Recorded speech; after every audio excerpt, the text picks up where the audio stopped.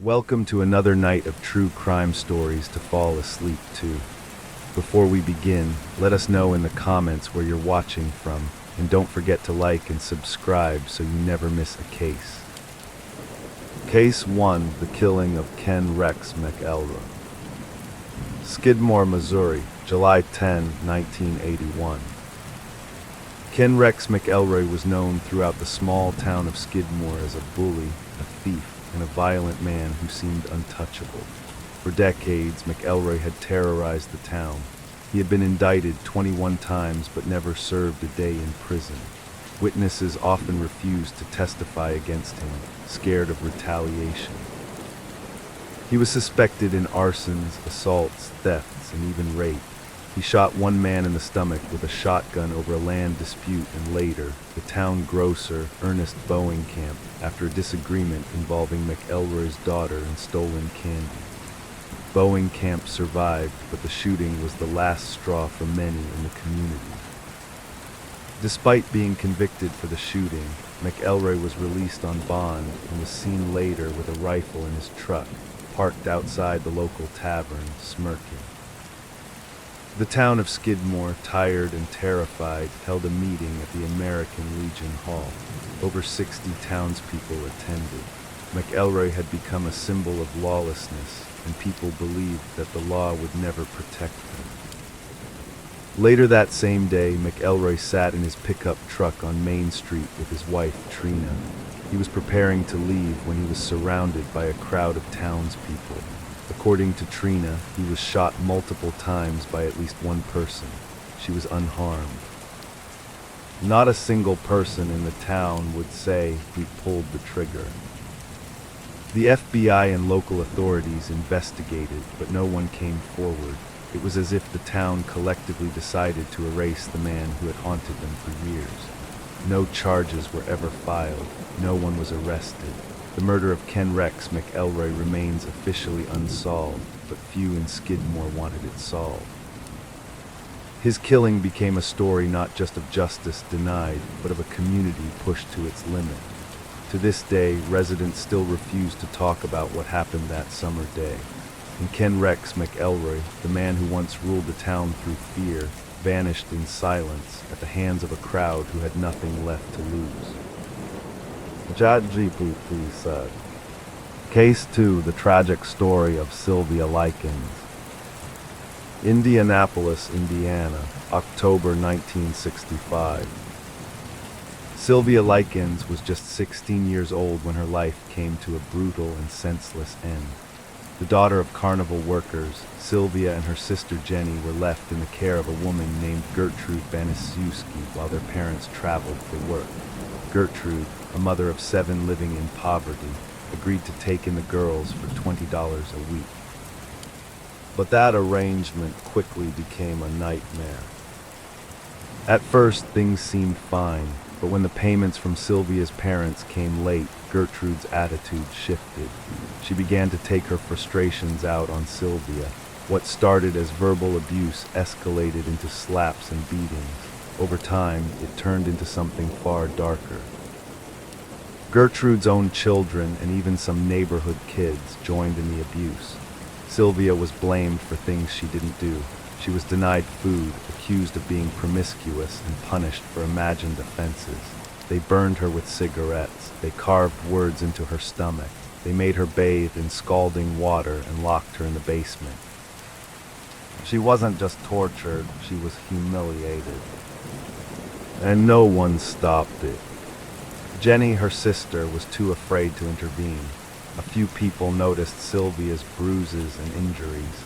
A neighbor even reported concerns, but nothing came of it. The torture went on for weeks. On October 26, 1965, Sylvia Likens died from brain swelling, internal bleeding, and shock. Her body was covered in over 100 wounds. When police arrived, Gertrude tried to claim Sylvia had run away and returned home beaten, but the truth unraveled quickly. Gertrude Banisiewski was arrested, along with several of the children involved. At trial, the details of Sylvia's suffering horrified the nation. people struggled to understand how a group of children could be driven to such cruelty and how so many adults failed to protect her. Gertrude was convicted of first-degree murder and sentenced to life in prison. Incredibly, she was paroled after just 20 years. She changed her name and lived quietly until her death in 1990. Sylvia's story remains one of the most disturbing and heartbreaking cases in American history. It's not just a story of cruelty, it's a story of silence, of bystanders who looked the other way, and a young girl who suffered in plain sight. Well, she never stood a chance. Case 3, The Crimes of Harold Shipman, the doctor who killed. Hyde, Greater Manchester, England, 1970s to 1998. To his patients, Dr. Harold Shipman was calm, reliable, and deeply respected. He was the trusted physician for generations of families in the small town of Hyde. He made house calls, remembered birthdays, and always had a warm bedside manner. But behind that reassuring image was one of the most prolific serial killers in modern history. Harold Frederick Shipman qualified as a doctor in 1970 and began working in hospitals across England. Early in his career, he was caught forging prescriptions for powerful painkillers, pethidine, to which he had developed an addiction. He was fined and underwent rehab, but was allowed to return to practice. No red flag stayed on his record. By the late 1970s, he had established himself as a general practitioner in Hyde, where he would remain for the rest of his career. It was there that he began to kill. The victims were almost always elderly women. They died quietly, often at home, usually with Shipman present. He would later sign the death certificate, list natural causes, and sometimes even console the family. Because of his status and demeanor, few questioned him.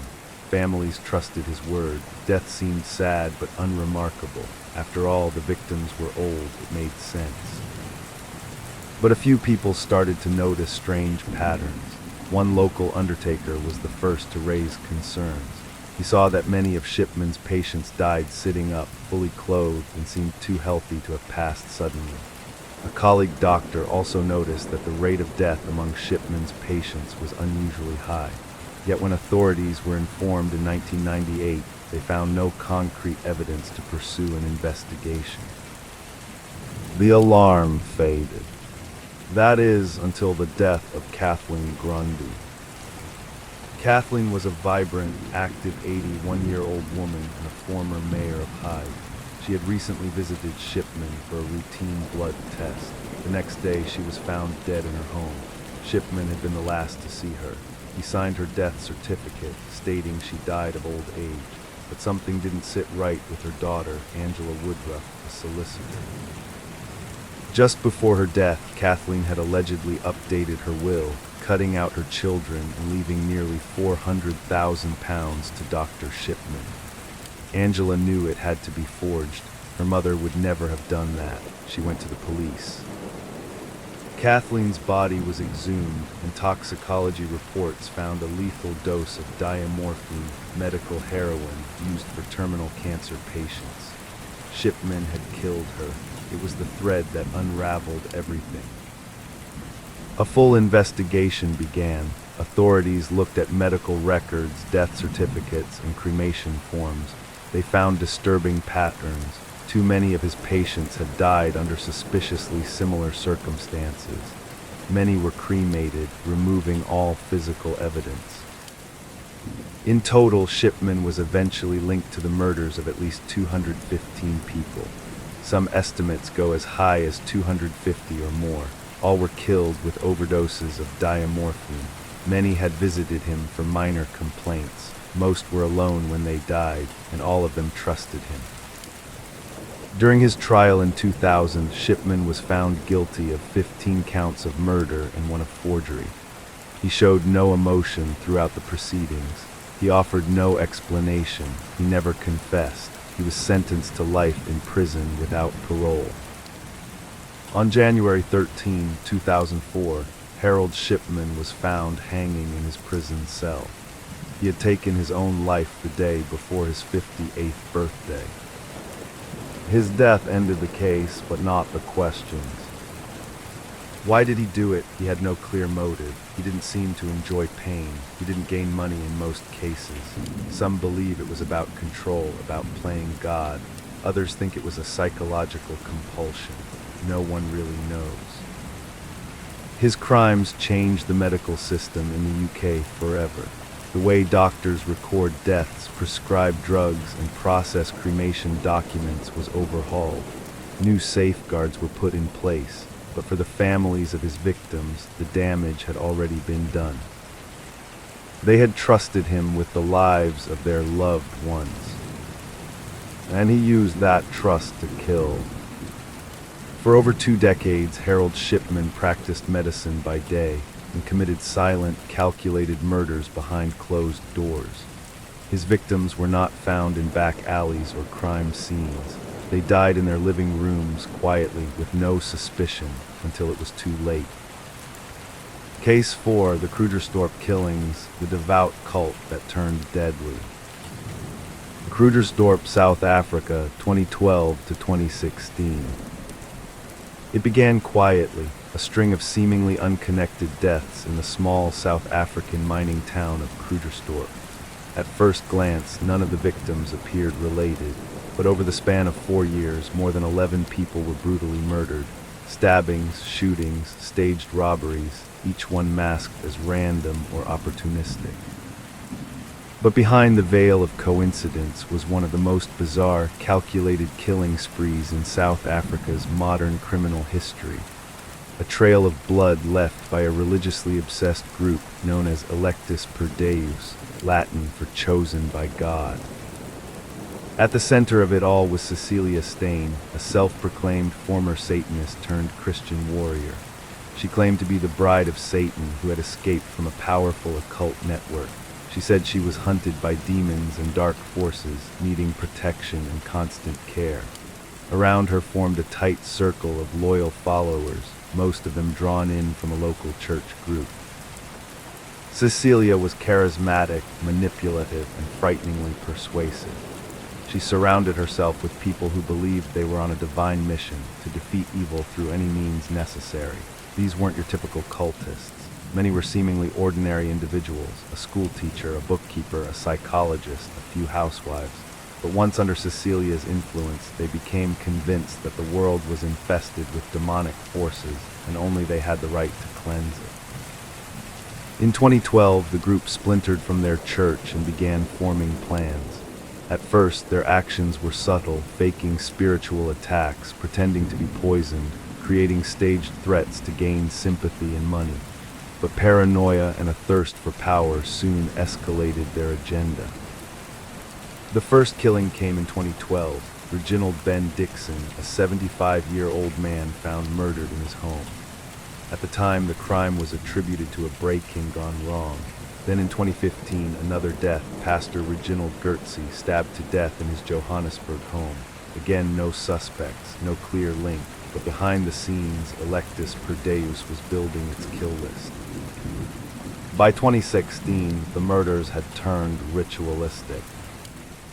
Charmaine Mayer, a 19-year-old woman who once lived with the group, was burned alive in a field. She had attempted to leave and expose the cult's activities. Her death was meant to send a message. Shortly afterward, Kabuz Mayer, a man connected to people the group distrusted, was lured out and stabbed 27 times. These weren't random acts of violence. They were orchestrated hits executed with military precision. The group would lure victims using fake job interviews, charity scams, and religious pretexts. Once isolated, the victim was ambushed, killed, and their belongings stolen to fund the group. Between 2015 and 2016, 11 people were murdered, including a woman named Glenn McGregor, a school teacher who had once helped members of the group. Even people who had no criminal ties, only loose associations with those the cult distrusted, were marked for death.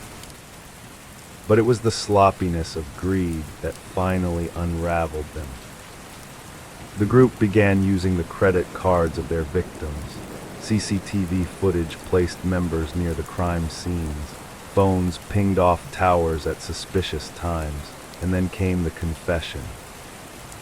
Marinda Stain, a high school teacher and one of the key members, was arrested in 2016. Under questioning, her teenage son, LaRue Stain, began to talk. He had grown up inside the cult. He knew everything, and he wanted out.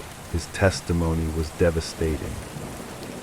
According to LaRue, Cecilia sat at the top of the group like a queen, never participating directly in the murders, but issuing orders and justifying the killings as God's will. Marinda, his mother, carried out several of the killings with cold precision. Other members, Zakia, John Barnard, and Marcel Stain, Marinda's daughter, all played roles, from luring victims to cleaning crime scenes. In 2018 and 2019, the trials began. The courtroom was stunned as details emerged. The cult's obsession with spiritual warfare, the manipulation tactics, the carefully kept hit lists, the fake exorcisms, the brutal methods of killing. What shocked the public most was how seemingly average these people were: mothers, siblings, teachers, people who looked harmless on the outside, but who had been drawn into a dark, paranoid fantasy world where murder was justified as holy.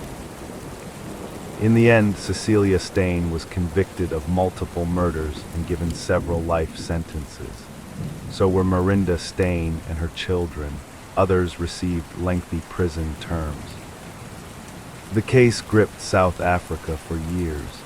It exposed how religious manipulation, psychological control, and a thirst for power could turn everyday people into executioners. The Electus per Deus cult operated in plain sight, smiling in school photos, helping at church bake sales, walking unnoticed through grocery stores, while secretly hunting those they labeled enemies of God. And for years, no one suspected a thing. The Krugersdorp killings were not about money, not about jealousy or revenge. They were about power disguised as righteousness, ordinary people convinced they had a divine right to kill. Case 5, the Snowdon Murders, Australia's most chilling serial killings. In May 1999, police opened the doors of a disused bank in the small, rural town of Snowdon, South Australia. Inside, sealed within 6 large plastic barrels filled with acid, were the decomposing remains of 8 people. The smell was overwhelming. What they had discovered was not just a gruesome crime scene. It was the resting place of victims from one of Australia's most disturbing serial killings, known forever after as the Snowdon Murders or the Bodies in Barrels case. The mastermind behind it all was John Bunting, a man fueled by a deep, pathological hatred of pedophiles and homosexuals. Bunting's rage had roots in his childhood trauma, but that fury eventually twisted into something much darker. He moved to the working-class suburb of Salisbury North in Adelaide and began building a small circle of followers: Robert Wagner, James Blasakis, and Mark Haydon. Each of them had troubled pasts, and under Bunting's influence, they were pulled into a campaign of violence and terror that would last almost a decade. The first known victim was Clinton Trezise, killed in 1992. Bunting believed Clinton was gay, and that alone in his twisted worldview was enough justification for murder. Clinton was struck in the head with a shovel and his body buried in a shallow grave. His death went unsolved for years, but this was only the beginning. Over the next 7 years, the group would kill at least 11 people. Some they believed were pedophiles, others were homosexuals, and some were simply people they could exploit or control. What made this case even more horrifying was the way the group treated their victims. Many were tortured for days. They were beaten, burned with cigarettes, electrocuted, and sometimes forced to make recorded confessions of fake crimes. These tapes would later be used to explain their disappearances. In some cases, the killers continued collecting their welfare payments long after the murders. They would impersonate the dead through letters or phone calls, keeping up the illusion that the victims were still alive, just long enough to keep the money coming in. Bunting called himself a vigilante, but this was never about justice. He relished the control, the pain, and the power. His victims weren't just strangers, some were friends. One was the half-brother of his young accomplice, James Blasakis. Another was a man with a mental disability. Another had once stayed at a friend's house too long. There was no clear line between Bunting's declared crusade and his actual victims. It became about elimination of whoever he wanted gone. As the number of bodies grew, they needed a place to hide them. That's when they turned to Snowtown, a small, quiet place with an abandoned bank that had a walk-in vault. It was perfect. They transported the barrels there and stored them in the sealed room, thinking no one would ever find them. But eventually, the lies began to fall apart. In 1999, James Blasakis, just a teenager when he joined Bunting's group, confessed his involvement to police. His guilt, fear, or maybe just the weight of what he'd been a part of finally broke him. He led authorities to the Snowtown Bank where the barrels were discovered. Inside, floating in the acid, were 8 bodies. Forensic testing later identified them and connected them to even more murders. Police arrested John Bunting, Robert Wagner, Mark Haydon, and James Blasakis. The trials that followed were some of the longest and most horrifying in Australian legal history. Prosecutors laid out a campaign of sadism, manipulation, and murder that was shocking even to seasoned investigators. In 2003, Bunting and Wagner were both sentenced to life imprisonment with no chance of parole. Blasakis received a life sentence with a minimum of 26 years, having cooperated with police. Haydon was convicted of assisting in the disposal of bodies, but not of the murders themselves. The town of Snowtown, once little known even within Australia, became infamous overnight. Its name was so tainted by the crimes that residents pushed for it to be changed.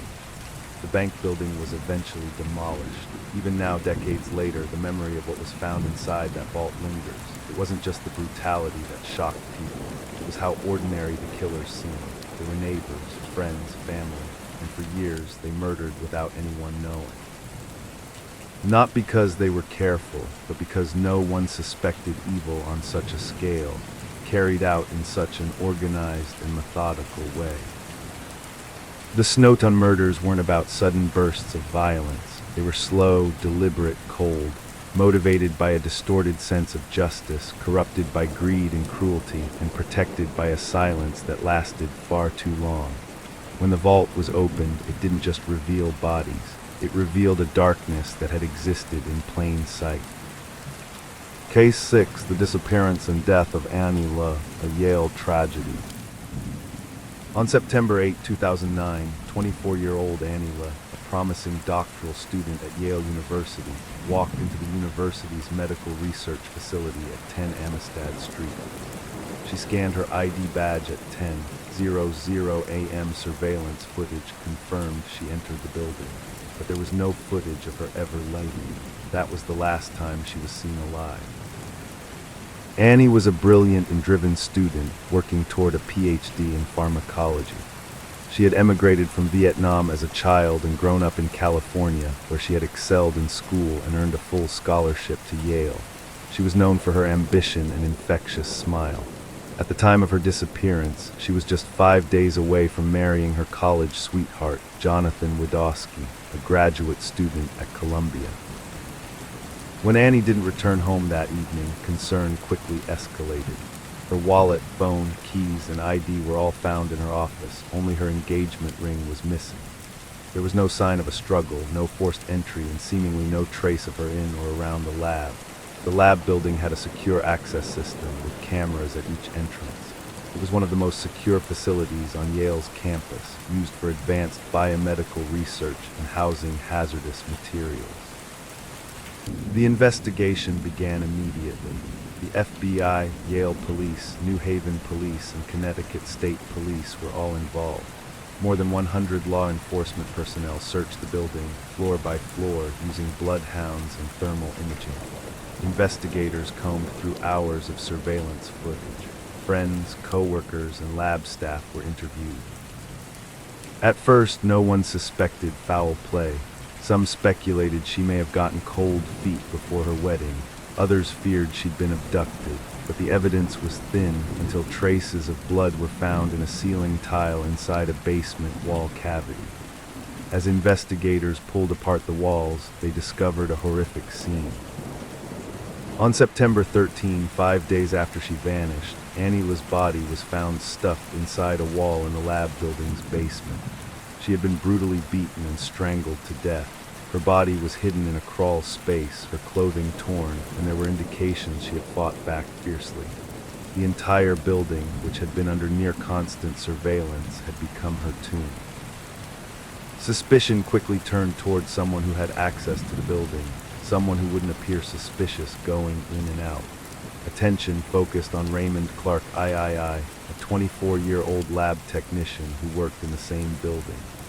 Clark's duties included cleaning up after lab experiments, caring for the mice used in medical research, and assisting graduate students with setup.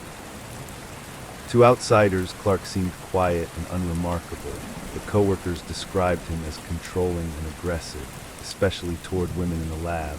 He reportedly monitored how clean their workspaces were and made inappropriate remarks.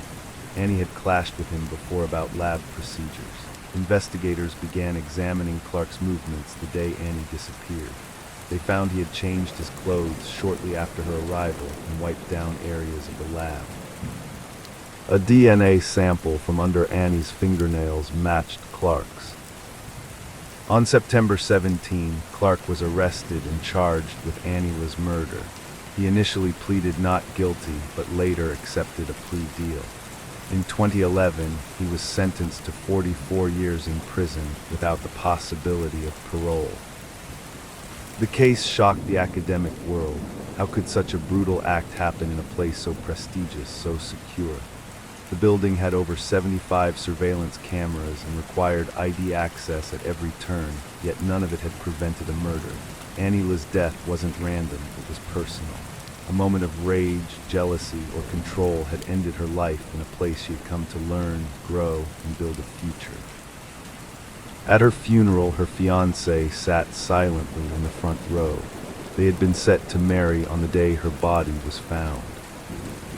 The lab building was later renovated, and security protocols were updated across campus. Anila's name remains engraved in the minds of students, faculty, and anyone who followed the case.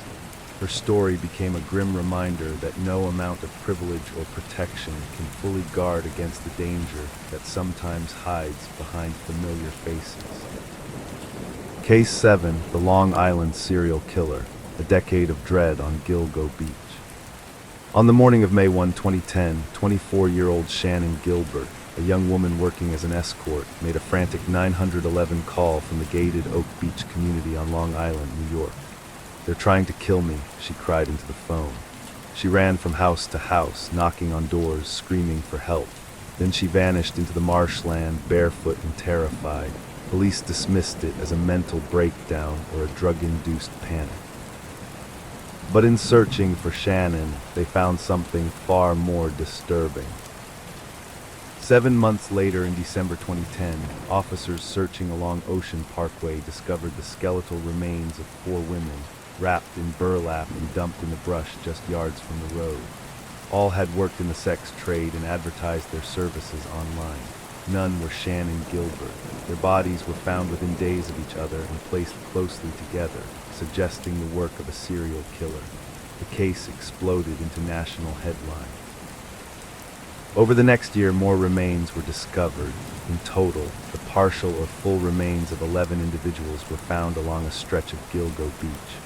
Among the victims were women, one man dressed in women's clothing, and a toddler believed to be the child of one of the adult female victims. Some had been missing for years, some were dismembered, others had remains scattered across multiple sites. All had been hidden in the same desolate, windswept strip of beach along Ocean Parkway.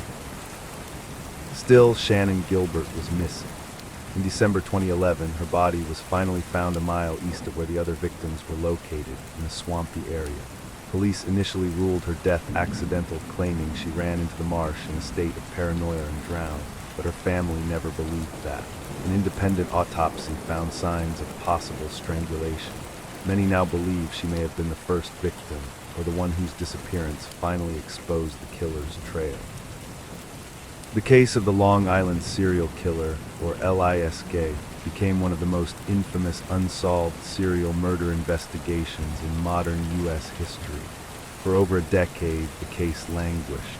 Multiple police commissioners were replaced. The Suffolk County Police Department was criticized for mishandling leads and withholding information. The then police chief, James Burke, even blocked FBI involvement. Later, he would be convicted of beating a man in custody and covering it up, raising further doubts about the integrity of the investigation. The killer's signature was hard to define. Most victims had advertised sex work on Craigslist or similar sites. Many were petite women in their 20s. All were disposed of in similar ways: burlap wrappings, careful placement, remote areas, and no obvious signs of struggle or clothing. The killings seemed methodical, controlled. It was someone who knew the area well. For years, internet sleuths and true crime followers speculated endlessly. Was the killer a police officer, a former FBI agent, a local businessman, an enraged client, a group of people? Theories ran wild. Shannon Gilbert's family sued to obtain her 911 call.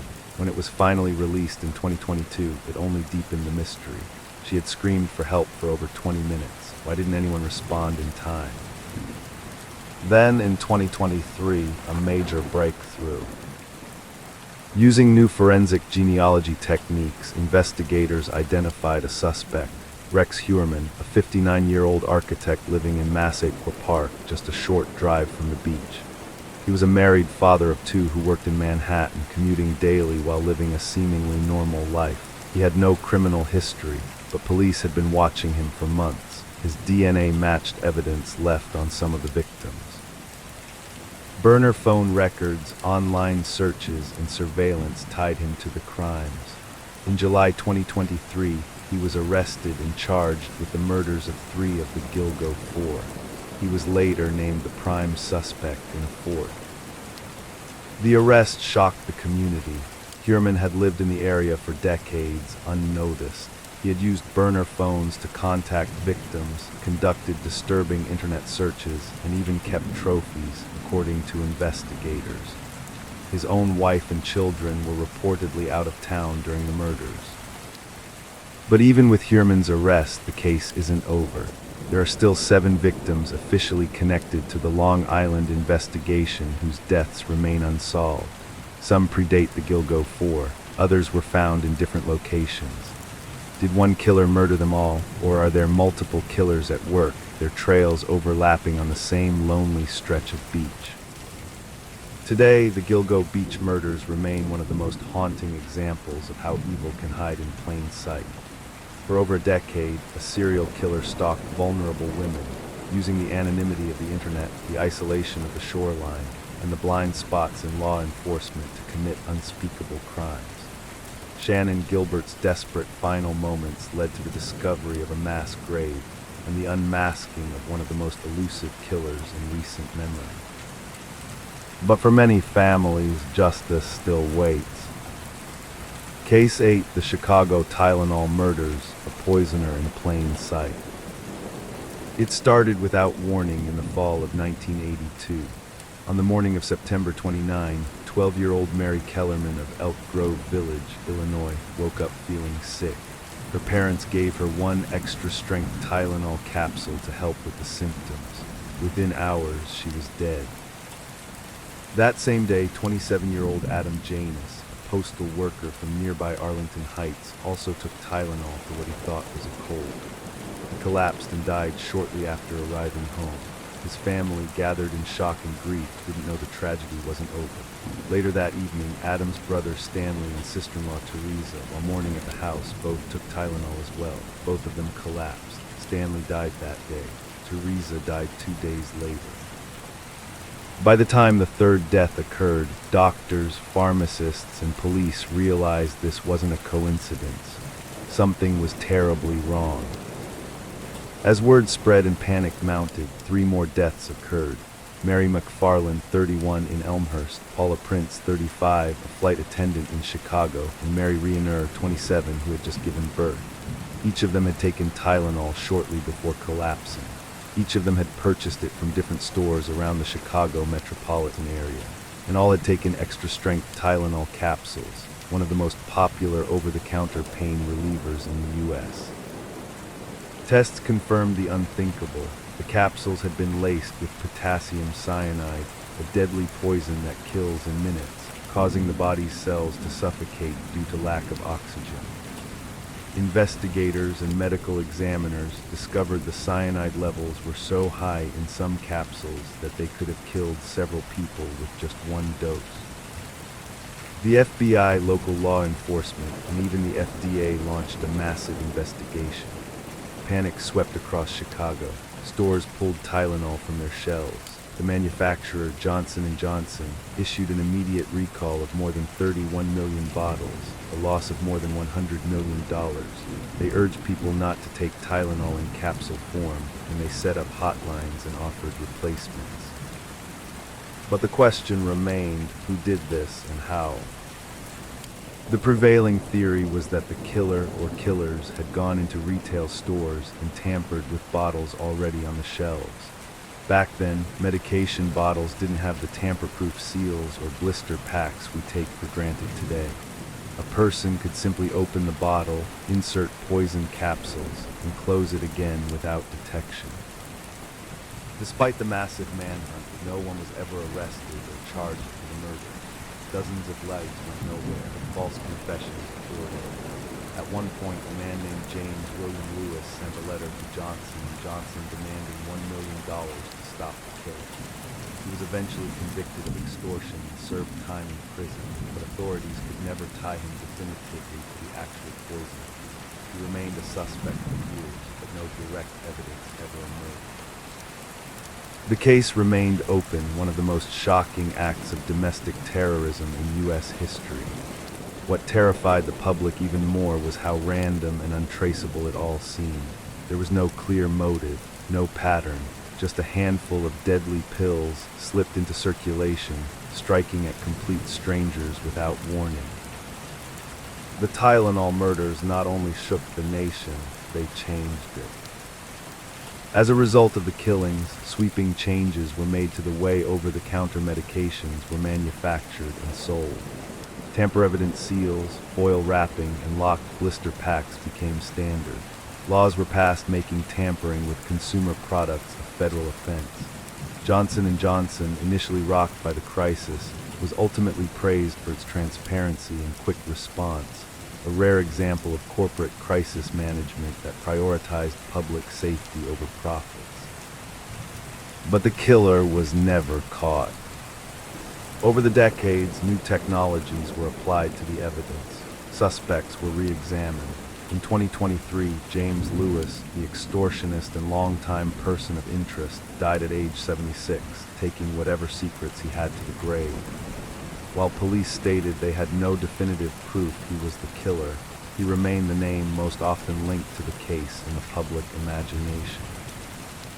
Even so, others believed the true killer could have been someone else entirely, a disgruntled employee, a twisted thrill seeker, or someone with an unknown vendetta. Whoever it was, they vanished into the crowd, never to poison again. The Tylenol murders remain one of the most chilling reminders of how ordinary routines, taking a pill for a headache, can be turned into an act of horror. It's a case that rewrote safety protocols, ignited mass fear, and created an invisible scar on a nation that for a moment was forced to confront just how fragile everyday trust could be. Case 9, the disappearance of Claudia Lawrence, a vanishing in plain sight. It was March 18, 2009, and Claudia Lawrence's day began like any other. The 35-year-old chef worked at the University of York's Goodricke College. That morning, she was spotted by colleagues preparing breakfast for the students and staff, a normal, uneventful shift. She left work around 2:30 p.m. and returned to her modest terraced house in the suburb of Heworth, just outside the city center. She spoke to her parents that evening. She sent some texts to friends. At 8:23 p.m., her last text was sent, then nothing. The next day, Claudia didn't show up for her 6 a.m. shift. Her manager called her mobile phone, but there was no answer. By the end of the day, everyone who knew her began to panic. When police arrived at Claudia's home, nothing looked out of place. Her bed was made, her toothbrush was by the sink, her bicycle, her main mode of transport, was outside. Her purse, passport, and bank cards were inside. The front door showed no signs of forced entry. It was as if she had simply walked out of the house and vanished. But the strangeness didn't end there.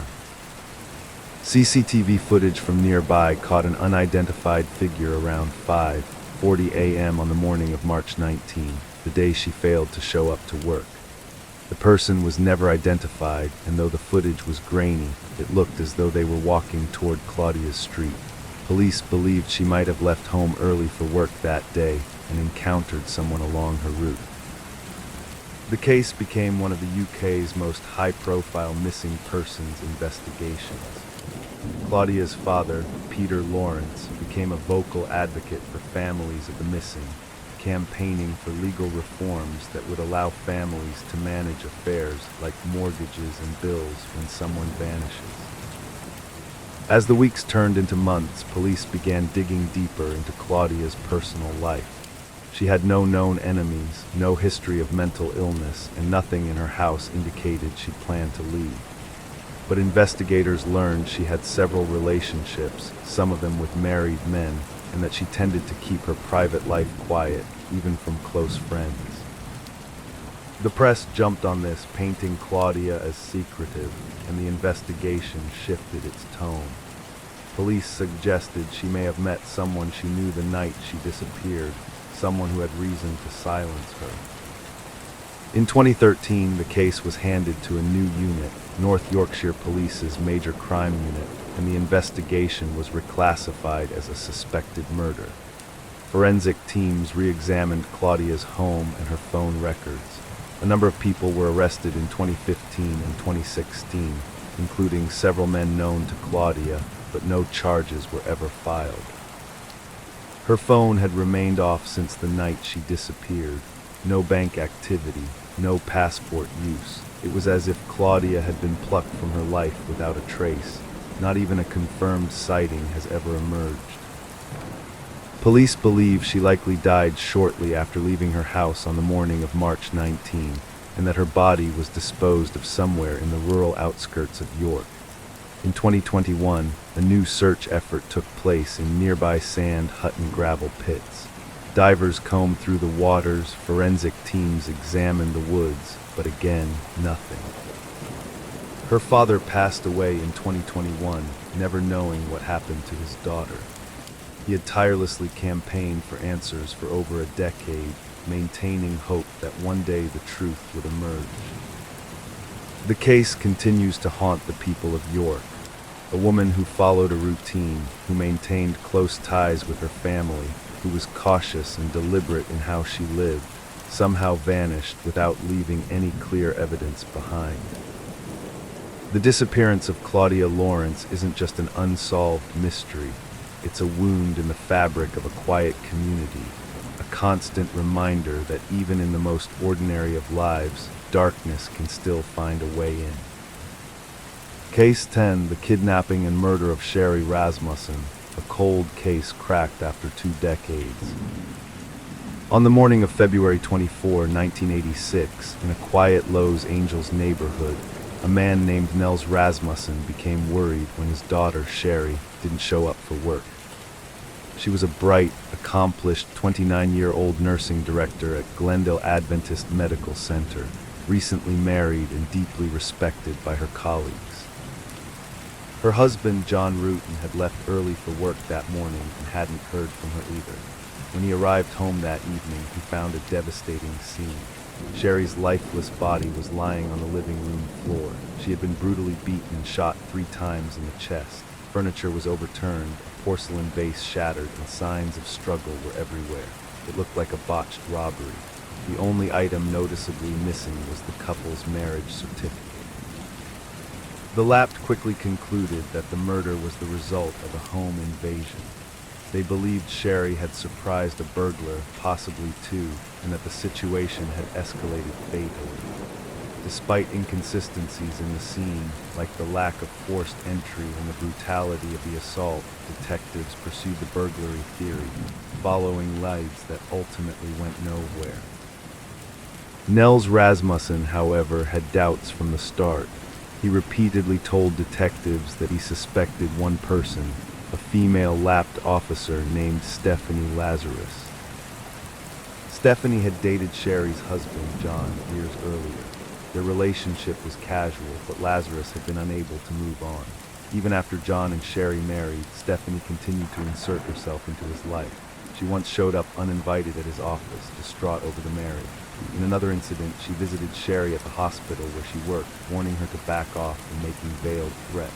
Nels told all of this to the Lapt, but his concerns were dismissed. As years passed, the case went cold. Sherry's family never gave up, but leads dried up and evidence sat dormant in boxes.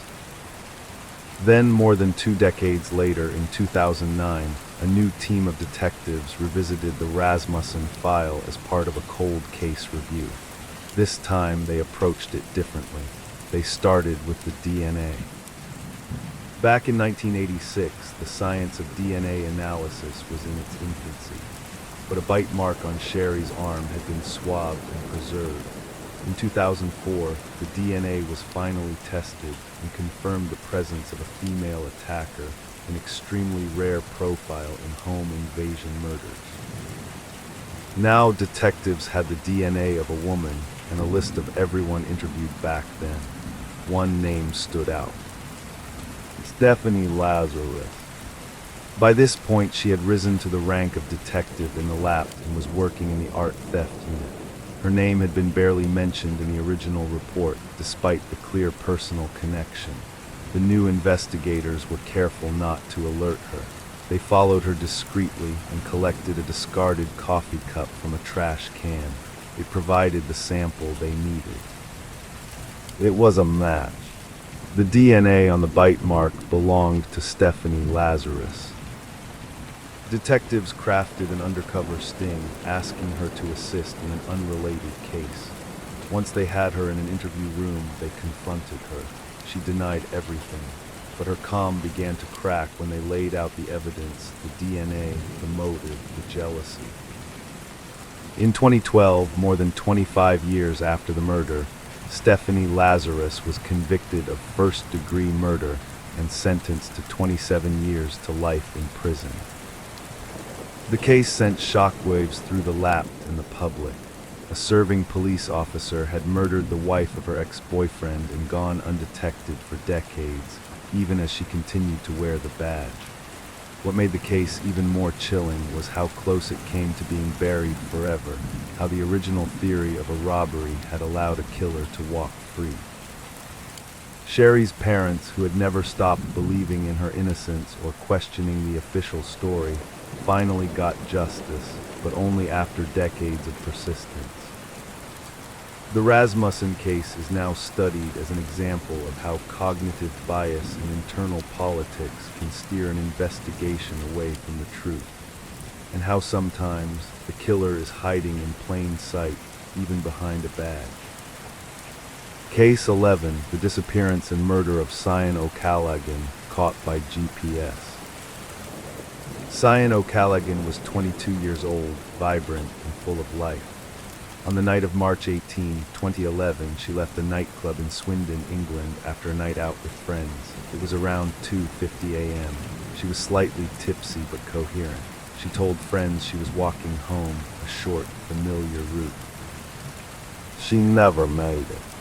When Cyan failed to return to the flat she shared with her boyfriend, he began to worry. Her phone was going straight to voicemail. By morning, panic had set in. By that afternoon, police were notified. CCTV from the club showed her walking out alone. No signs of struggle. No one following her. Detectives from Wiltshire Police moved quickly. A key clue came from Cyan's phone data. It pinged a cell tower about 15 minutes after she left the club, nowhere near her home. That suggested she had been in a moving vehicle, and then it went silent. With public attention growing and media coverage mounting, police made a bold decision. They contacted all local taxi firms and began cross-referencing GPS data from vehicles operating near the area sign was last seen. It was an unusual move, but it worked. One driver's GPS trail stood out. Christopher Halliwell was a 47-year-old taxi driver, father of 3, and by all outward appearances, normal. But his GPS showed an odd route on the morning of March 19. After picking up a fare in Swindon, the vehicle traveled to a remote area near the Uffington White Horse, a chalk hill figure deep in the Oxfordshire countryside, and stayed there for 90 minutes. The area was desolate, no homes, no roads leading to other towns. What was he doing there? Police covertly tailed Halliwell. They watched as he acted suspiciously, pacing, looking over his shoulder. The following day, they arrested him on the pretext of stealing Cyan's phone. What happened next would become one of the most dramatic confessions in British criminal history. At the police station, a seasoned detective, Superintendent Steve Fulcher, decided to play by his own rules. Before formally cautioning Halliwell and against protocol, he confronted him directly. Fulcher told him, "I need to find Cyan." After a long pause, Halliwell said, quietly, "I'll take you to her." He led officers to the same remote field seen on his GPS. There, in a shallow grave, lay the body of Cyan O'Callaghan. She had been beaten, strangled, and left in the cold earth. Then, in a chilling twist, Halliwell turned to Fulcher and said, "Do you want another one?" He directed police to a second burial site near Eastleigh, this one even older. There, investigators discovered the skeletal remains of a woman later identified as Becky Godden Edwards, a sex worker who had vanished in 2003. Her disappearance had never been solved until now. Halliwell calmly described how he had picked her up and then killed her. But the confession sparked a legal storm. Because Fulcher had not officially cautioned Halliwell or given him access to a lawyer before the confession, it was ruled inadmissible in court. Halliwell's legal team argued that his rights had been violated and the confession to Becky's murder was thrown out. For a time, it looked like he might walk free on a technicality for at least one of the murders. The fallout was massive. Fulcher was disciplined and resigned from the force in disgrace, despite having uncovered a serial killer. The case triggered a national debate in the UK over police procedure, ethics, and whether justice should ever be denied due to red tape. Eventually, Halliwell was convicted of Cyan O'Callaghan's murder based on overwhelming physical evidence, blood in his car, soil from the burial site, DNA. Years later, after more painstaking investigation, prosecutors found enough circumstantial evidence to convict him of Becky's murder too. In 2016, he was sentenced to life in prison with no chance of parole. The full scale of his crimes may never be known. Police believe Halliwell may have killed others. His behavior fit a pattern, abducting women late at night, disposing of bodies in remote, rural locations. He kept trophies, he had weapons, he built graves ahead of time. He had been killing for years, maybe decades. But in the end, what brought him down wasn't a witness or a fingerprint. It was a taxi GPS and a detective who, for better or worse, refused to follow the rules. Cyan's mother later said, "He took our sunshine away." But her case helped shine a light on many others and exposed just how easily a killer can blend into ordinary life. Case 12, the torture and murder of Shanda Sharer, a crime carried out by teenagers. It was a cold January night in 1992 when 12-year-old Shanda Sharer left her home in New Albany, Indiana, for what was supposed to be a sleepover. She never returned. Her mother, alarmed the next morning, called the police. At the same time, nearly 50 miles away in a remote area near Madison, Indiana, a farmer noticed something horrifying, a smoldering body near a gravel road, barely recognizable as human. It had been burned beyond recognition. The scene was so gruesome that at first, authorities weren't even sure if the victim was male or female. What no one yet knew was that the victim was Shanda, and her murder would reveal one of the most brutal crimes ever committed by teenage girls in the U.S. The story begins weeks earlier. Shanda was a bubbly sixth grader, recently transferred to a new school. There, she had become close with a girl named Amanda Hebron. Their friendship quickly deepened into something romantic, sweet, and innocent, but it drew the attention of Amanda's ex-girlfriend, Melinda Lovelace. Melinda was 16, volatile, and intensely jealous. She felt betrayed and furious over Shanda's relationship with Amanda. As weeks passed, Melinda's obsession with Shanda deepened into something dark. She began talking to friends about getting revenge. At first it was just talk, but soon it became a plan. On the night of January 10, 1992, Melinda enlisted the help of 3 other teenage girls. Lori Tackett, 17, Hope Rippey, 15, and Tony Lawrence, 15. Their goal, to scare Shanda. They drove to Shanda's home around midnight. Hope and Tony, the younger girls, lured her out by pretending Amanda wanted to see her. Shanda, sleepy but excited, snuck out of the house and climbed into the car. That was the last time she saw home. What followed was a night of pure horror. At first they drove around, talking, teasing Shanda, pretending Amanda was waiting. But soon they pulled into a dark, abandoned house, a place Lori called the Witch's Castle, and Melinda emerged from hiding in the backseat. She confronted Shanda, accusing her of stealing Amanda, and quickly turned violent. The group tied up Shanda with ropes and began beating her. She cried, begged for help. They forced her back into the car, driving her to another remote area. There, the violence escalated. Melinda and Lori tortured Shanda for hours, hitting her, choking her, stabbing her repeatedly with a knife. At one point, they stuffed her in the trunk while she was still alive, then went to Lori's house, laughed, listened to music, and bragged about what they'd done. Later that night, they opened the trunk. Shanda was still alive, barely able to speak, so they drove her to a remote gravel road.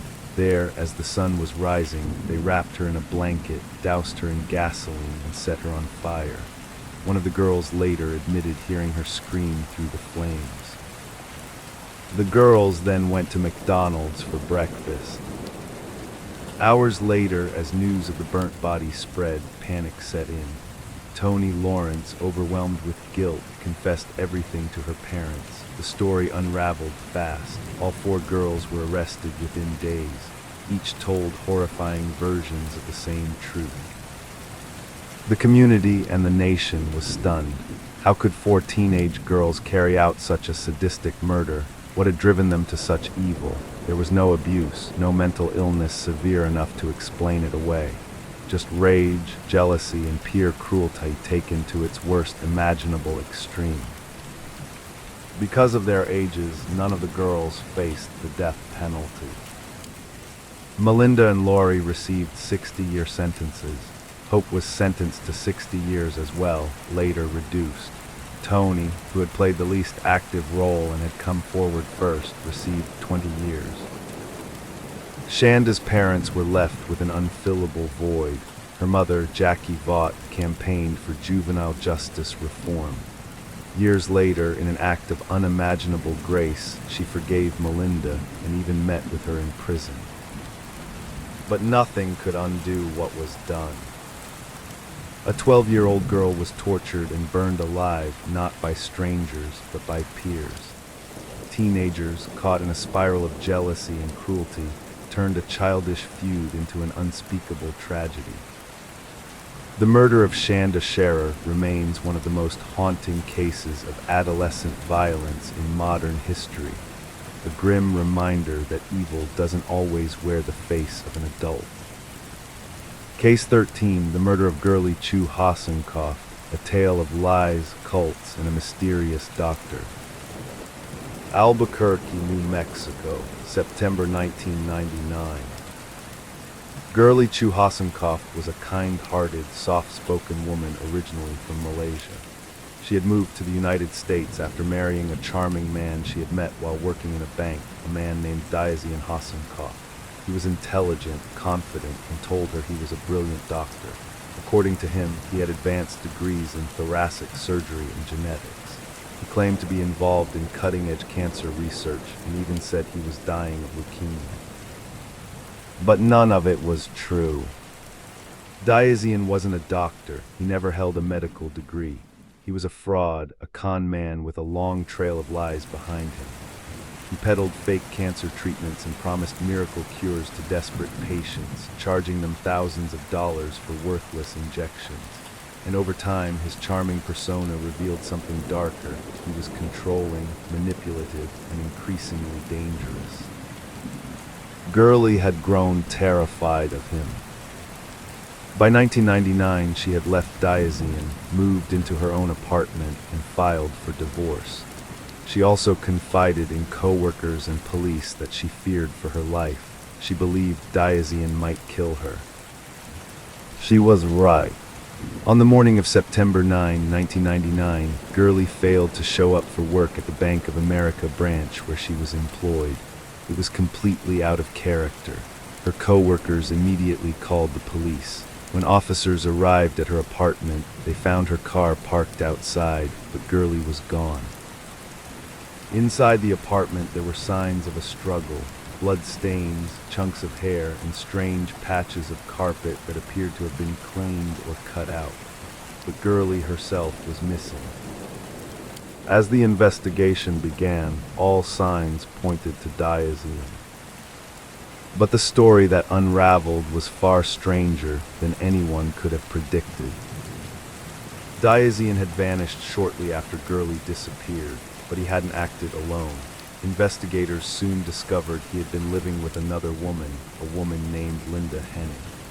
Linda was a former fashion designer, intelligent and independent, but after meeting Diazian, her life took a drastic turn. Diazian introduced Linda to a world of conspiracy theories, alien lore, and pseudoscience. He convinced her he was a hybrid alien human being, that he was hunted by government forces, and that Gurley was part of a reptilian conspiracy. Under his spell, Linda became his devoted follower, his believer, and ultimately his accomplice. Police learned that Linda and Diazian had plotted together to kill Gurley. They believed she had been lured or abducted from her apartment and taken to a remote location where she was murdered. But her body was never found. What they did have, however, was blood.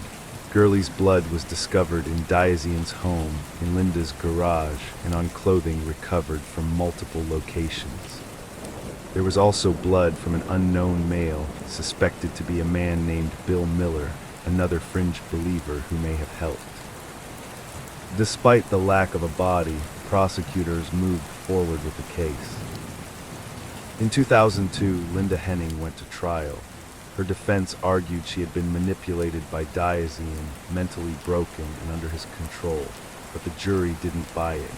The evidence, including Linda's DNA on duct tape found in Gurley's apartment and her confession to a cellmate, was overwhelming. She was convicted of murder, kidnapping, and conspiracy. She received a sentence of 73 years, one of the harshest ever given to a woman in New Mexico at the time. Diazian, meanwhile, accepted a plea deal. In 2002, he pleaded guilty to murder and was sentenced to life in prison, with the possibility of parole after 20 years. At his sentencing, he was defiant, claiming he was beyond human and predicting his own resurrection. To this day, Gurley Chu's body has never been found. Her remains were likely buried or destroyed in the New Mexico desert, lost forever. The case is remembered not just for its brutality, but for its descent into madness. A man who believed he was an alien geneticist, a woman who abandoned her life to follow him, and a kind, innocent victim who had tried desperately to escape before it was too late. A murder driven by delusion, deception, and pure evil, and a woman's tragic fate still shrouded in mystery. Case 14, the kidnapping and murder of Sherry Rasmussen, a cold case cracked decades later. Los Angeles, California, February 24, 1986. Sherry Rasmussen was living a life many envied. She was 29 years old, a registered nurse, and newly married to the love of her life, John Root. The two were building a future together, bright, educated, happy. They had only been married for 3 months and had recently moved into a condo in the Van Nuys area of Los Angeles. But on that Monday afternoon, Sherry didn't show up for work at Glendale Adventist Medical Center. She was responsible, punctual. Her absence immediately raised red flags. That evening, John came home to a nightmare. The front door was slightly ajar. Inside, the apartment was in chaos. A shattered vase, signs of a struggle, broken glass. In the living room, he found Sherry lying on the floor. She had been beaten and shot 3 times. There were defensive wounds on her arms, bruises on her face, and a bloody bite mark on her inner forearm. She had fought for her life. She was already dead when he found her. At first, detectives treated the case as a botched burglary. A sliding glass door had been smashed, and some electronics were missing. They theorized that a pair of robbers entered the home during the day, were surprised by Sherry, and killed her in a panic. But that story never sat right with Sherry's family. Her father, Nels Rasmussen, believed from the beginning that the murder wasn't random. He told police that his daughter had been fearful of someone, a woman who had once dated John Root. A woman who was, at the time of the murder, a Los Angeles police officer. Her name was Stephanie Lazarus. Stephanie and John had briefly dated in college. After John and Sherry got engaged, Stephanie didn't take it well. According to family and friends, she continued to show up uninvited, called him frequently, and once even confronted Sherry at her workplace, trying to intimidate her. Sherry had told her parents she was afraid of Stephanie. That something felt off. But when her name was mentioned to detectives in 1986, they dismissed it. They never seriously considered Stephanie Lazarus as a suspect. No one took her DNA. No one collected her fingerprints. No one followed up. For over 2 decades, the case went cold. In 2001, the LAPD's Cold Case Unit began re-examining evidence from unsolved homicides. One item stood out in the Rasmussen case, a bite mark on Sherry's forearm. Back in 1986, forensic technology hadn't advanced enough to do anything with it, but now there was potential for DNA testing. Swabs had been preserved from the wound, and when they tested it in 2004, the DNA belonged to a woman, not one of the supposed burglars. But still, it took years before detectives revisited the idea that one of their own might be responsible. It wasn't until 2009 that they quietly reopened the investigation with a new focus, Stephanie Lazarus. By then, she was still with the Lapt, a high-ranking detective working in art theft, respected, professional, seemingly untouchable. Detectives trailed her discreetly. They followed her to a Costco where she tossed a cup into a trash bin. They recovered it and tested the saliva. It was a match. The DNA on the discarded straw matched the DNA from the bite mark on Sherry Rasmussen's body. On June 5, 2009, over 23 years after the murder, Stephanie Lazarus was arrested and charged with first-degree murder. During interrogation, she denied everything, claimed she barely remembered Sherry, and insisted she had nothing to do with the crime. But the evidence told another story. The burglary had been staged. The broken window was inconsistent with a forced entry. The valuables weren't really missing, only minor items had been taken to make it appear like a break-in. The gun used in the murder was a .38 caliber revolver, a type of weapon issued to lapped officers at the time. Stephanie had reported her personal firearm stolen just 2 weeks after the murder. In March 2012, after a highly publicized trial, Stephanie Lazarus was convicted of murdering Sherry Rasmussen. She was sentenced to 27 years to life in prison. The motive, jealousy, rage, a refusal to let go. She had used her position as a police officer to avoid suspicion for decades, even as the victim's family pleaded for investigators to look her way.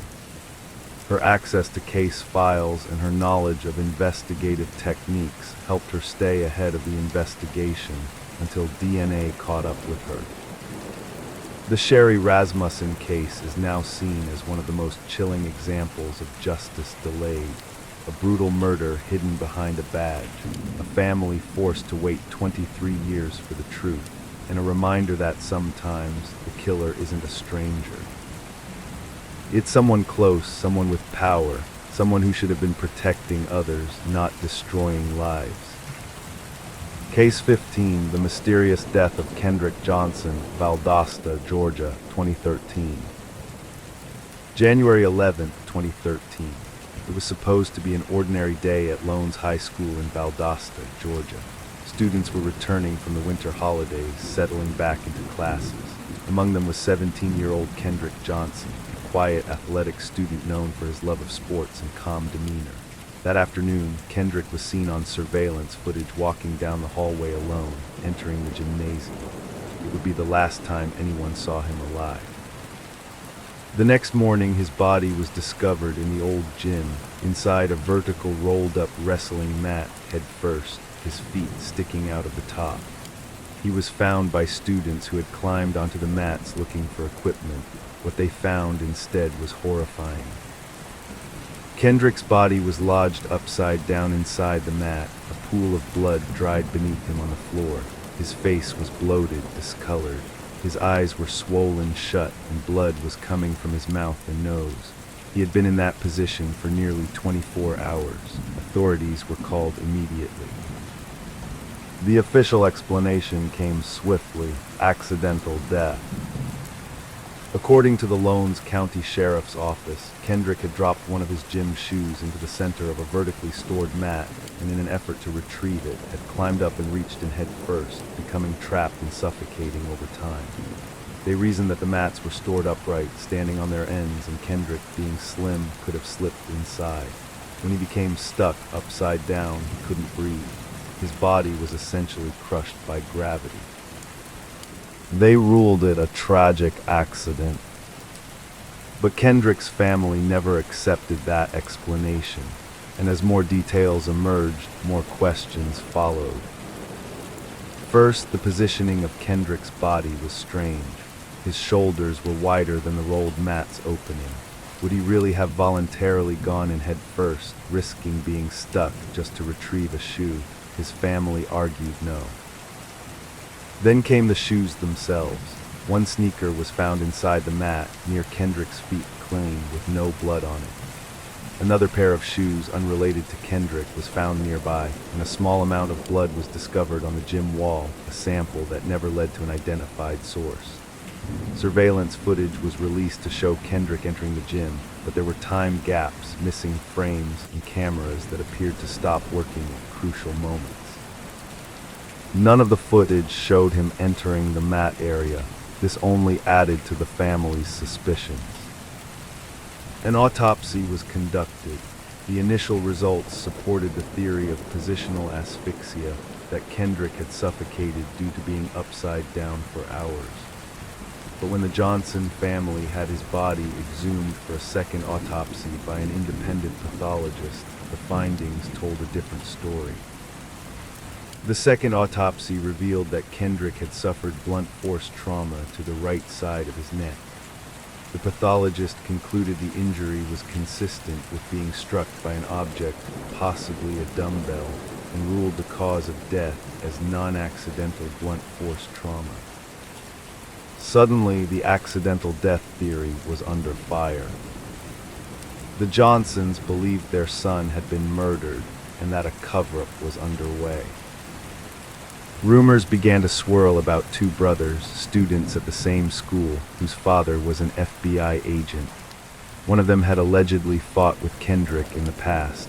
Though never officially named as suspects, the Johnsons believed these boys were involved and that local law enforcement had protected them due to their father's connections. By 2014, the case had drawn national attention. Protests erupted.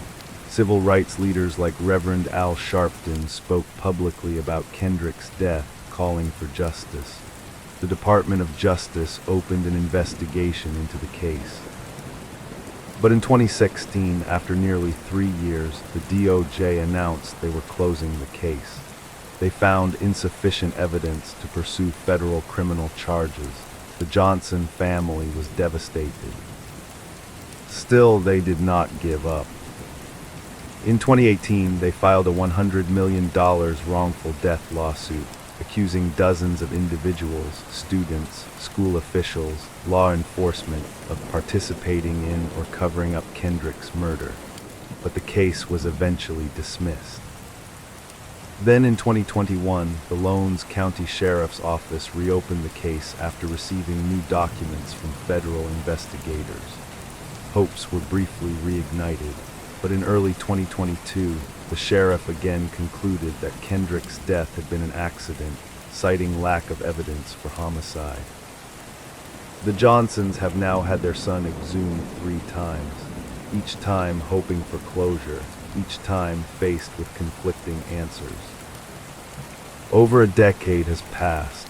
The rolled-up mat remains an image forever tied to the case, a symbol of unanswered questions and deep community distrust. To this day, the debate continues.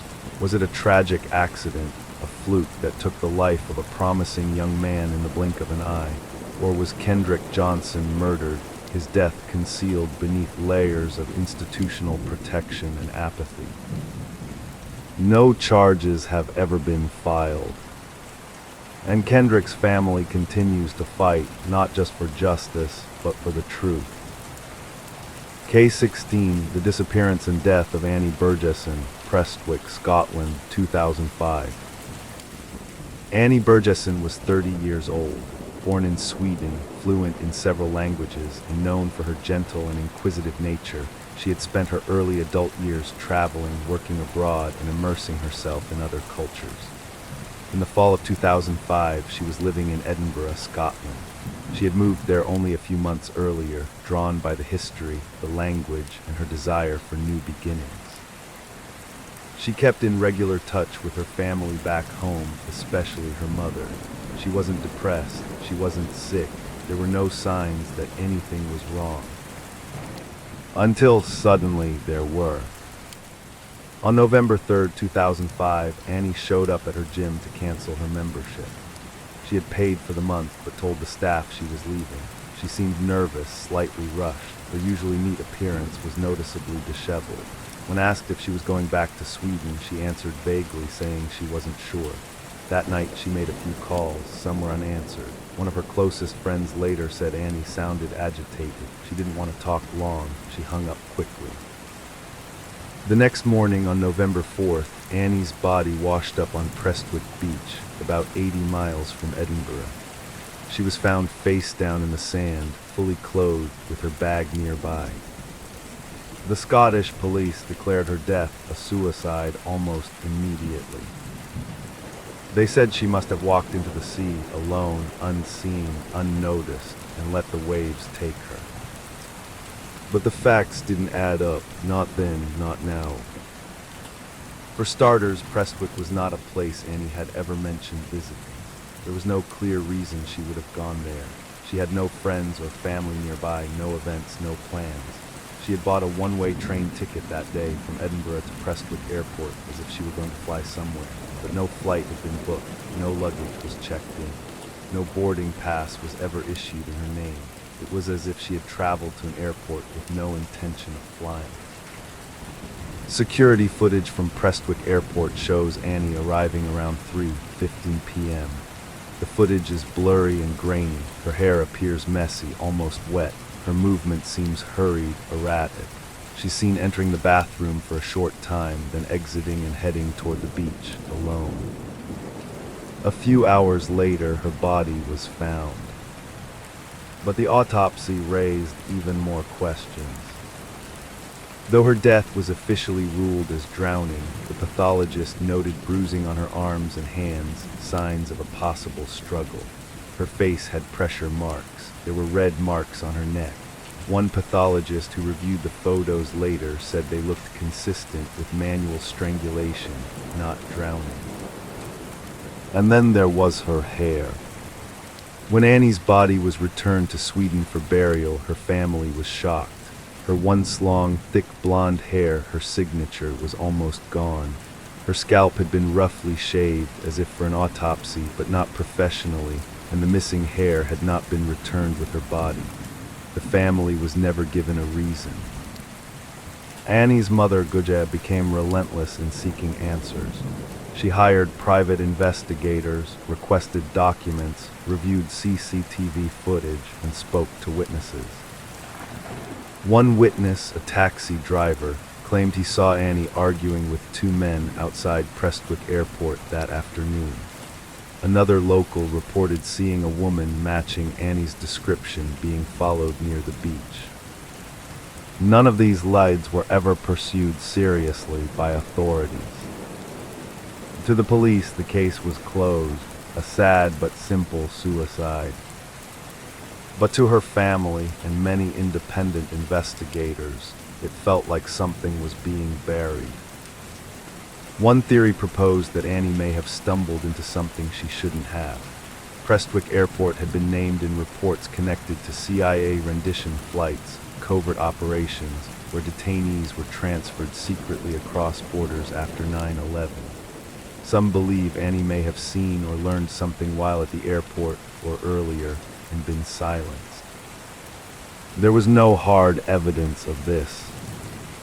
But there was also no clear evidence that Annie had taken her own life. No suicide note, no history of mental illness, no farewell messages. Just a young woman who vanished under bizarre circumstances and was later found dead in a location she had no known reason to visit. Despite years of petitions, pressure from human rights groups, and calls from the Swedish government, Scottish authorities have refused to reopen the case. In 2016, Annie's mother traveled to Scotland one final time. She walked the beach at Prestwick and held a small private ceremony in her daughter's memory. She left flowers in the sand and whispered that she hadn't given up. And she hasn't. To this day, Annie Burgesson's death remains officially labeled a suicide. But to those who knew her, and to many who have studied her case, it feels like something far more sinister. A mystery wrapped in silence. One that still waits for justice. Case 17, the disappearance of Trevor Daly, Dublin, Ireland, 2000. It was the early hours of December 8, 2000, when 22-year-old Trevor Daly vanished without a trace in Dublin, Ireland. The youngest of four siblings, Trevor had just started a promising job at Bank of Ireland Asset Management.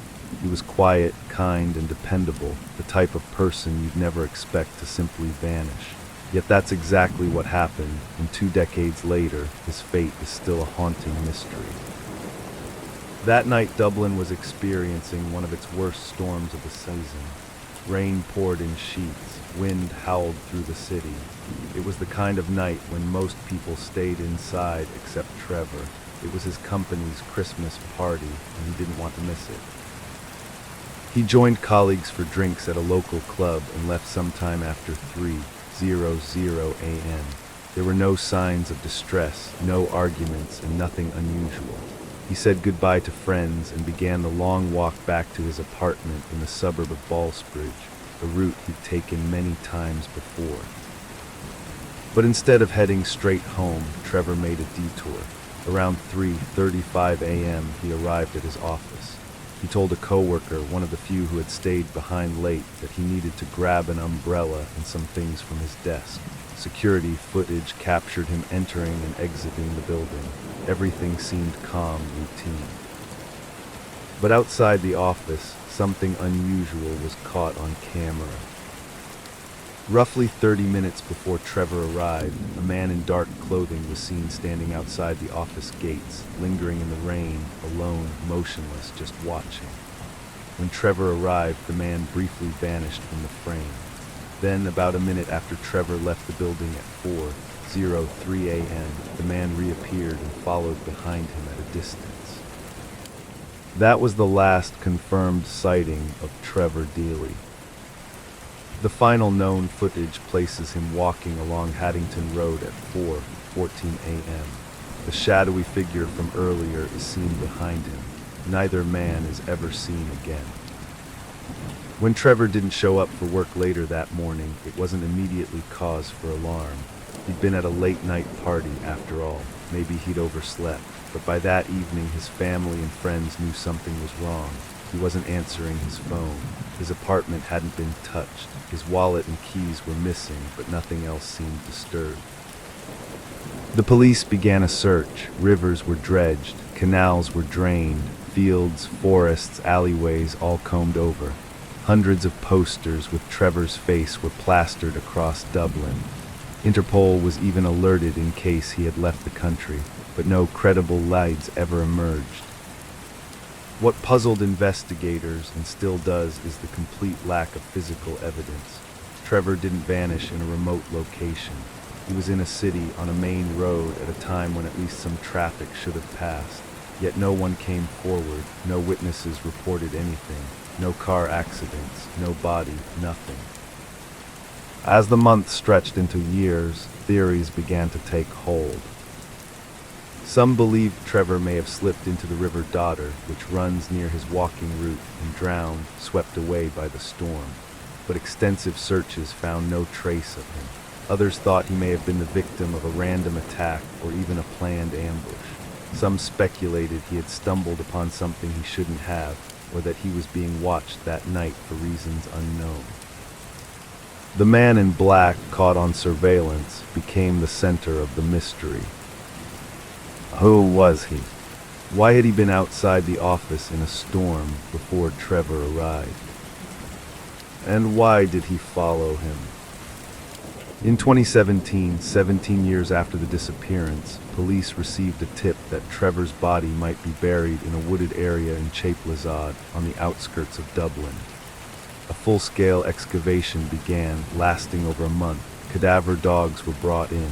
Soil was analyzed. The area was combed inch by inch. But again, nothing was found. No evidence, no remains, no clothing. Nothing to suggest that Trevor had ever been there. His family remains active in the search. Posters are still put up. Awareness campaigns are still shared each December. His parents have appeared in numerous documentaries and TV specials, pleading for information.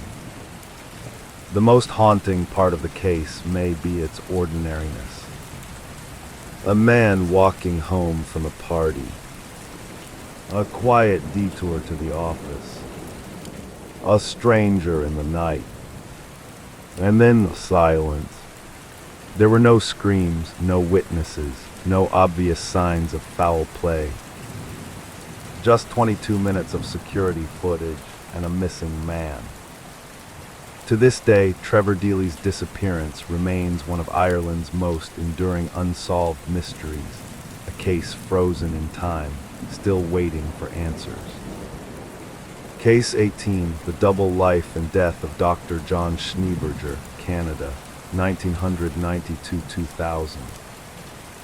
In the quiet town of Kipling, Saskatchewan, Canada, Dr. John Schneeberger was known as a well-respected physician, father, and community leader. He had immigrated from Zambia, completed medical school in Canada, and became a trusted family doctor. Patients called him warm, intelligent, and compassionate. He volunteered with local schools. He coached Little Leg. He seemed like the perfect small-town doctor. But behind that image was a deeply disturbing secret and a criminal case that would unravel slowly over the course of nearly a decade, involving deception so bizarre it sounded fictional. It began in 1992 when a 23-year-old woman named Candace, a patient of Dr. Schneeberger, went to his office for a routine checkup. She had visited him before and trusted him, but during this particular visit, something felt wrong. Dr. Schneeberger offered her a sedative, saying it would help her relax during the examination. The next thing Candace remembered was waking up groggy and disoriented, with her clothing disturbed and her body sore. She had the sickening feeling she had been sexually assaulted. At first, no one believed her.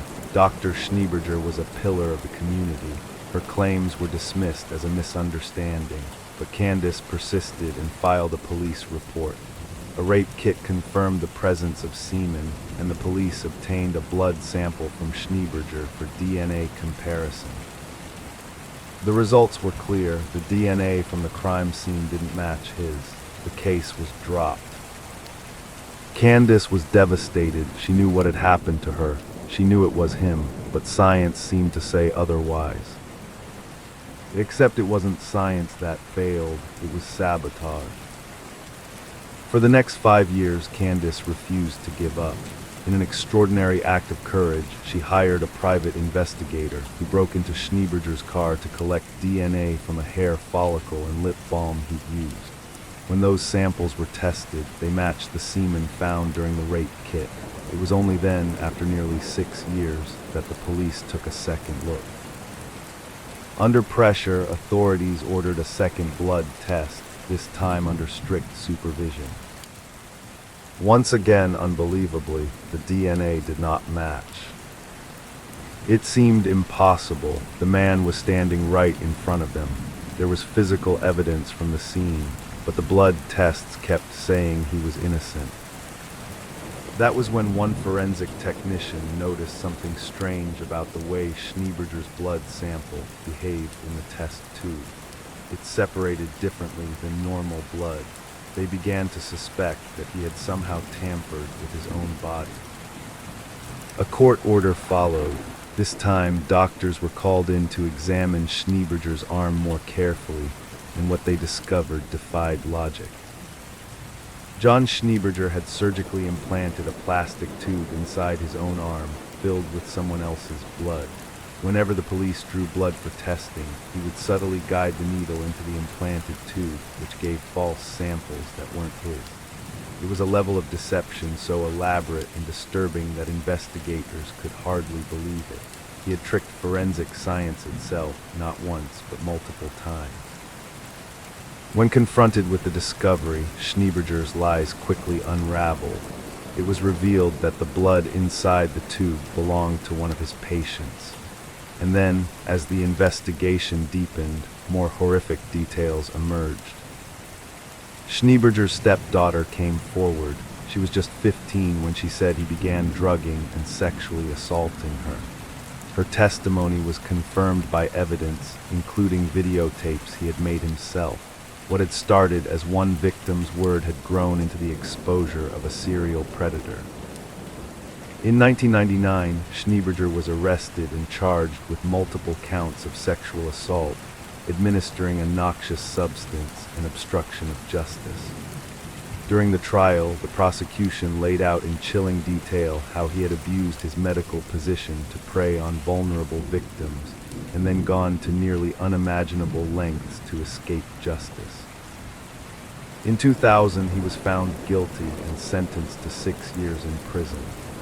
After serving 4 years, he was stripped of his Canadian citizenship, which he had fraudulently obtained by lying about his criminal past, and deported to Zambia. His medical license was permanently revoked. His reputation, once stellar, was obliterated. The case left a lasting mark in Canada, not just for its grotesque crimes, but for the sheer audacity of the deception. It changed how evidence collection was supervised, how blood tests were verified, and how thoroughly investigators double-checked things that seemed impossible. But for Candace, who had known the truth all along, it was never about sensationalism. It was about being believed. She endured years of gaslighting, social isolation, and character assassination simply for telling the truth. Her case became a landmark for victim advocacy. She stood against a powerful, respected man and a system that failed her repeatedly until the truth finally came out. To this day, the case of Dr. John Schneeberger is taught in forensic science courses around the world as a chilling example of how far some people will go to protect their secrets and how crucial it is to never stop searching for the truth. Case 19, the tragedy of Riva Steenkamp, South Africa, 2013. In the early morning hours of February 14, 2013, a gunshot rang out through a luxury home in Pretoria, South Africa. Inside was one of the world's most famous athletes, Oscar Pistorius, the double amputee sprinter known as the Blade Runner. He had become an international symbol of overcoming adversity, competing in both the Paralympic and Olympic Games. He had endorsement deals, global fame, and was hailed as a national hero. But that morning, police arrived to find his girlfriend, 29-year-old Riva Steenkamp, dead. She had been shot multiple times through a locked bathroom door. She was slumped over, dying in a pool of blood on the floor. The country and the world was stunned. Oscar Pistorius had killed her. What followed was one of the most highly publicized and polarizing murder trials of the 21st century.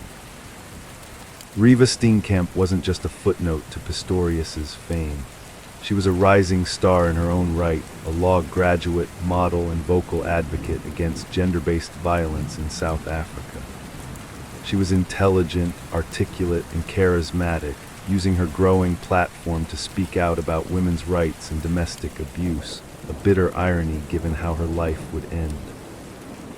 She had been dating Pistorius for only a few months. On the surface, they were a glamorous couple, young, beautiful, successful. But behind closed doors, their relationship was reportedly volatile. Text messages later revealed arguments, jealousy, and Riva's growing discomfort. In one message, she wrote, "I'm scared of you sometimes and how you snap at me." On Valentine's Day 2013, Riva stayed the night at Pistorius's home. Just after 3:00 a.m., 4 gunshots were fired through a locked bathroom door. Pistorius later claimed he thought there was an intruder.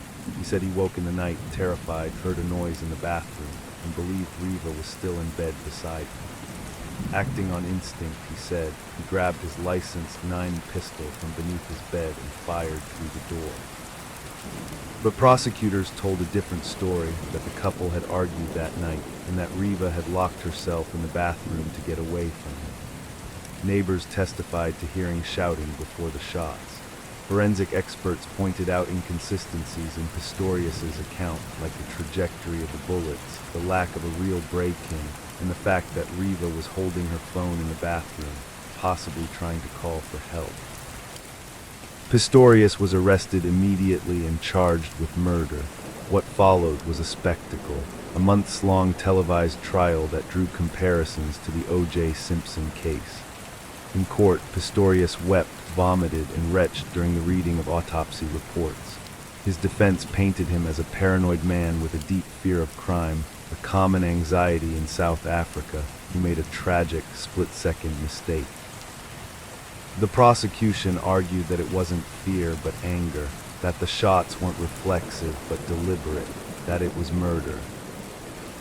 The trial exposed Pistorius's obsession with guns. He had fired weapons recklessly before, once through a car's sunroof, once in a restaurant, nearly injuring someone. He kept multiple firearms and had a fascination with security. The prosecution used this pattern to argue that he was volatile and quick to resort to deadly force. In September 2014, Judge Thakazile Masipa delivered a controversial verdict. Pistorius was found not guilty of murder, but guilty of culpable homicide, the South African equivalent of manslaughter. He was sentenced to 5 years in prison. The public was outraged. Prosecutors appealed. In 2015, the South African Supreme Court overturned the verdict, ruling that Pistorius should have known firing 4 shots into a small bathroom would likely kill someone. He was resentenced to 6 years for murder. But even that wasn't the end. Prosecutors appealed again, arguing that 6 years was far too lenient for premeditated murder. In 2017, the sentence was increased to 13 years and 5 months.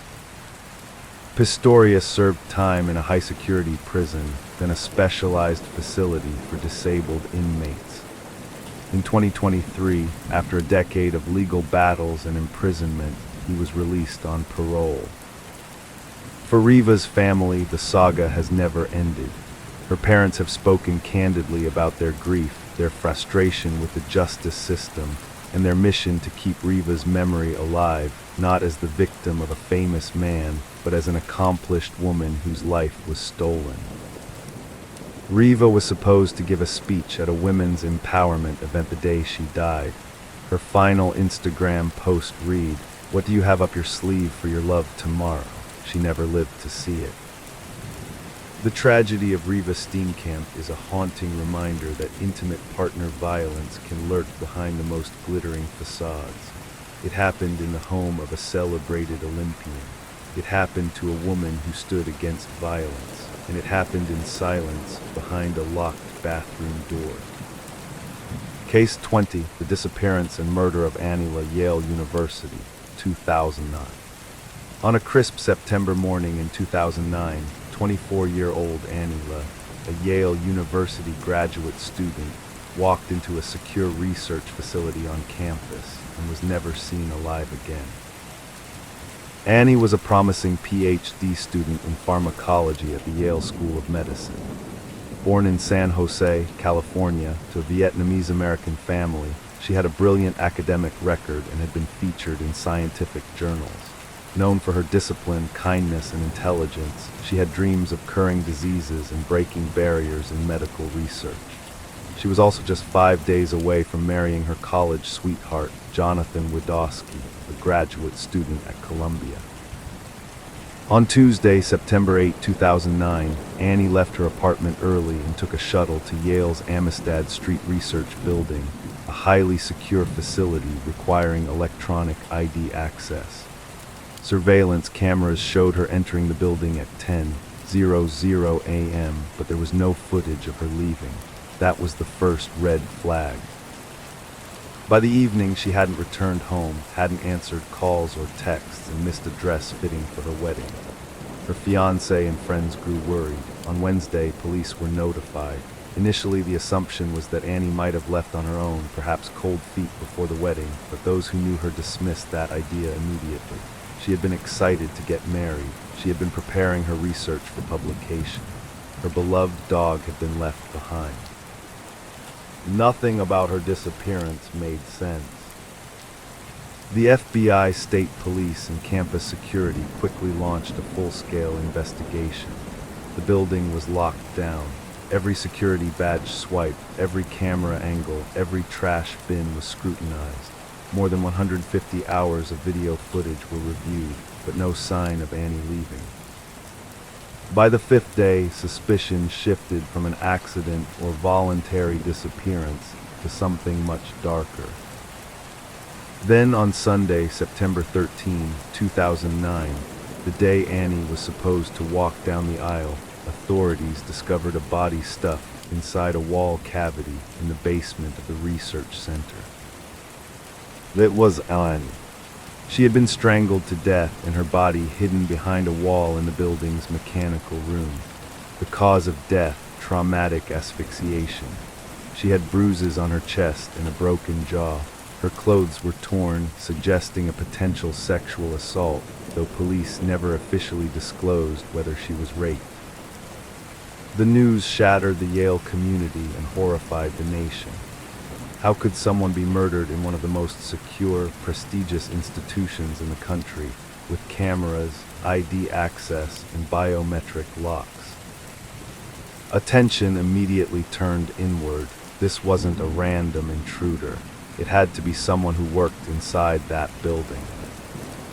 Suspicion fell on Raymond Clark, III, a 24-year-old Yale lab technician. He had worked at the facility for years, handling mice and maintaining research environments. He had no prior criminal record, but coworkers described him as controlling, obsessive about cleanliness, and often inappropriate in how he spoke to female students.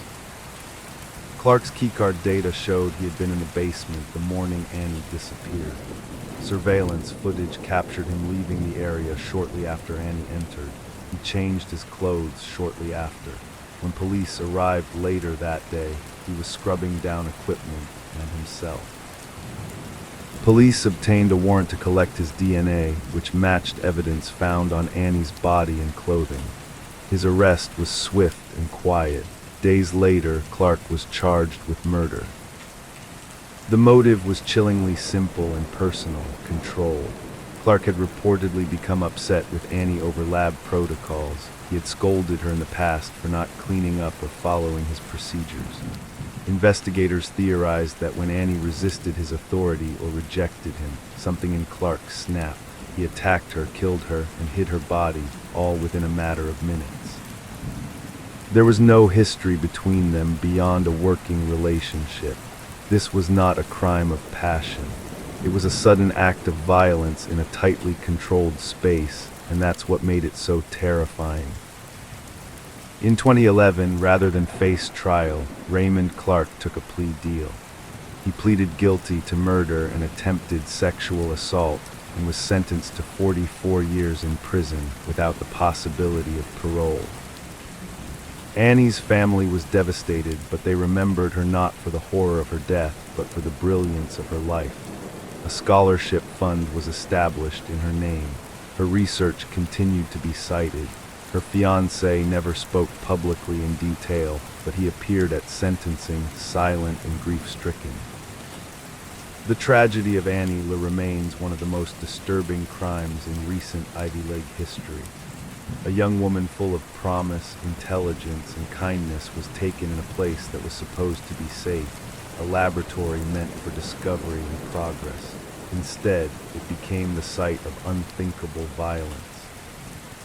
And for those who walk Yale's halls today, there is a lingering reminder. Even in the most elite, protected places, darkness can seep through, undetected and unforgiving. Thank you for spending your time with these stories tonight. If you made it this far, consider leaving a like, subscribing, and sharing where you're listening from. Sleep well, and we'll see you in the next one.